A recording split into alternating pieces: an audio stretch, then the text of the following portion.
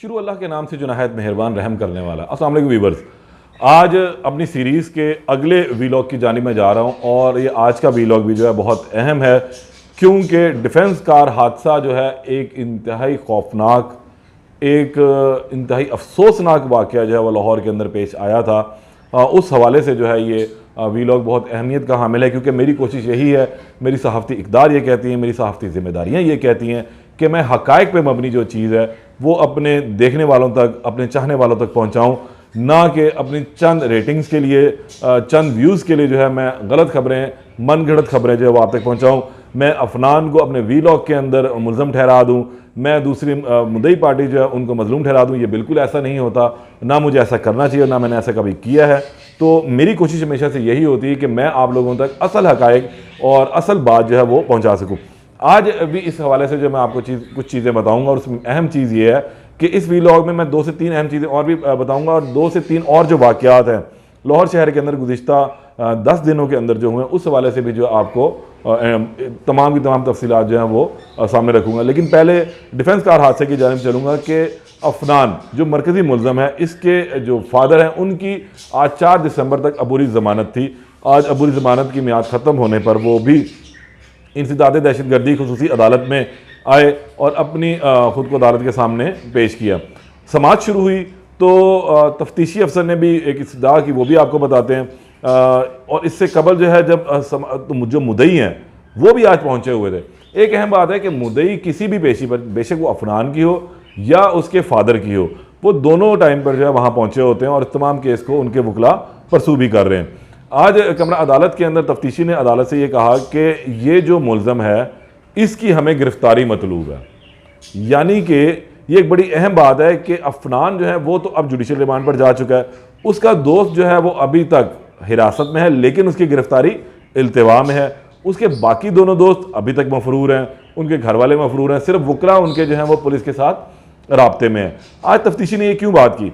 तफ्तीशी ने कहा कि जनाब अदालत को कि हमें इसकी गिरफ्तारी मतलूब है, और उसकी सबसे बड़ी वजह यह है कि जो मुल्ज़िम का बाप है शफकत साहब, वो जय वकुआ के ऊपर मौजूद थे। इन्होंने गाड़ी की चाबी जो है खुद अफनान को दी थी।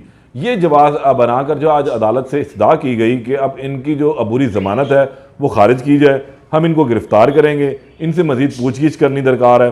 तहम अदालत ने दलाइल सुनने के बाद जो है इनके वकला ने जो इस तमाम चीज़ों को, जो इसके वालिद हैं उनके वकील भी वहाँ मौजूद है, उन्होंने एतराज़ उठाया कि इनका उसमें कोई रोल नहीं है। ज़ाहिर सी बात है, अगर एक वाक़या रूनमा होता है तो उसके बाद जो शख्स होता है, जो कल्प्रिट हम कह लें अगर होता है, जो इसका मरकज़ी मुल्ज़म होता है, वो सबसे पहले अपने जो करीबी लोग हैं उनको टच करता है, उनको बताता है कि मेरे साथ ये वाक़या हो गया है और अब आप लोग आ जाएं। तो इसी तरह ही जब अफनान से गाड़ी हिट हो गई, एक्सीडेंट हो गया, तो अफनान ने सबसे पहले अपने फादर को बुलवाया। तो बाप का काम यही है, जिम्मेदारी है कि वो वहाँ पहुँचे।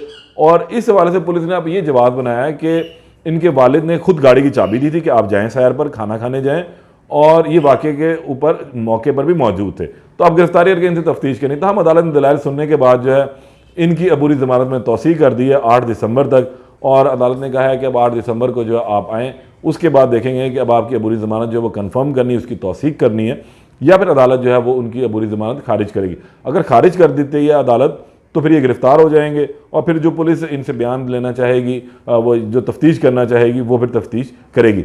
ये तो लाहौर का एक बड़ा वाक़या था, लेकिन इसके साथ साथ लाहौर के अंदर गुज़िश्ता एक हफ़्ते के अंदर बड़े वाक़यात रूनुमा हुए हैं, और इस पर पुलिस की कारकर्दगी जो है वो बाद में सामने आई, लेकिन उससे पहले जो है वारदातें हो गई।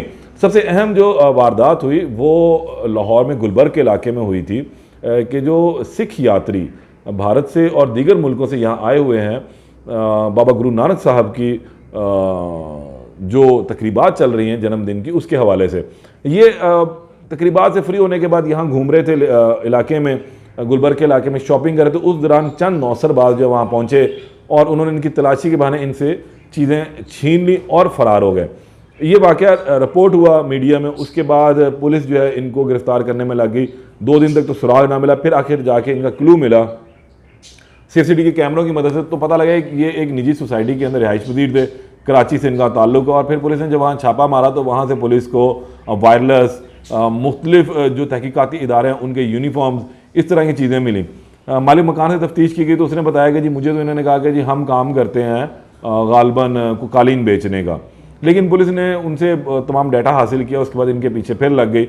और कल जो है पुलिस ने जो हमारे खुफिया एजेंसी हैं उनके साथ मिलकर जो मरकज़ी मुल्ज़म हैं जो मफरूर हो चुके थे उनको कराची से गिरफ़्तार कर लिया और आज उनको लाहौर भी ले आए हैं।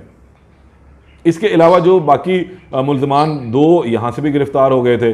तो इन तमाम चीज़ों की रेकी करने के बाद ये जो सिख कम्युनिटी के साथ जो एक नाखुशगवार वाक़या इधर पेश आया था, उसके जो मरकज़ी मुल्ज़म हैं और जो साथी मुल्ज़म हैं वो तमाम गिरफ़्तार हो चुके हैं।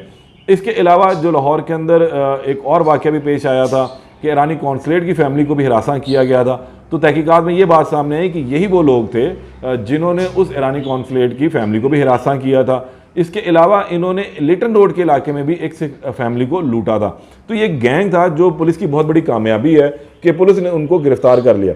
लेकिन इसके साथ साथ हम एंड में मैं यही बात भी कहूँगा कि जहाँ हम वाक़या होने के बाद काम करते हैं उस सर्विलेंस ज़रा अगर बढ़ा दी जाए तो ऐसे वाक़यात रूनुमा ना हो। अगर कोई शख्स या कुछ अफराद प्राइवेट गाड़ी के अंदर बावर्दियों के सफ़र कर रहे हैं तो उनको रोक के उनकी पूछगिछ ज़रूर की जाए, कहीं ऐसे नौसरबाज जो हैं वो मज़ीद बदनामी का बाइस ना बने। ये सूरत हाल थी। आखिर में आपसे वही इल्तिजा करूँगा पहले की तरह कि खुदारा अपने बच्चों को महफूज बनाएं, अपने बच्चों का मुस्तकबिल महफूज बनाएं, इस कौम का मुस्तकबिल महफूज बनाएं, ताकि कोई ऐसा नाखुशगवार वाक़या पेश ना आए जो आपकी ज़िंदगियों पर, आपके दिमाग पर, आपकी सोच पर मनफी जो असरात हैं वो छोड़ कर जाए। चैनल को सब्सक्राइब करें, वीडियो को लाइक करें। अल्लाह निगहबान।